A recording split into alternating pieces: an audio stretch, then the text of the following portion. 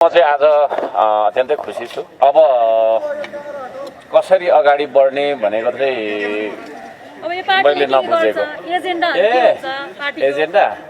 Agenda त काम गर्ने हो, काम गर्ने सबै फेरि आफ्नो आफ्नो डम्फु बजाउँछ। मिलेर काम कसैले गर्नु भन्यो, तर मैले बोलाइरहेको छु नि त। अब कसरी अगाडि बढ्ने भनेको चाहिँ मैले नबुझेको एजेन्डा त काम गर्ने हो, काम गर्ने जुन काम यो देशमा आजसम्म भएन हैन, यतिका वर्षसम्म त्यो काम गर्ने हो।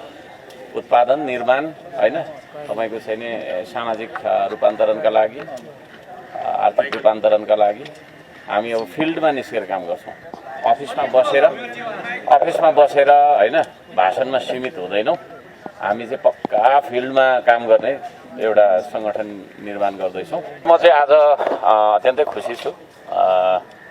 म एक्लो अभियन्ता थिएँ आजभन्दा 10-15 वर्ष अगाडिको कुराहरू। त्यो एक्लै कुदिने मान्छे अब एक्लो रहेन र मै जस्तो यो देशमा चाहिँ नै पसिना बगाउनुपर्छ, हामी सबै मिलेर देशलाई उठाउनुपर्छ भन्ने मान्छेहरूको चाहिँ नै तपाईँको जमात बढ्दो छ। र उहाँहरूसँग अब धरानमा मात्रै मैले श्रम गर्थेँ होइन, विकासका लागि काम गर्थ्यौँ। अब चाहिँ देशैभरि गर्न पाउने भएँ भन्दाखेरि चाहिँ अत्यन्तै खुसी छु।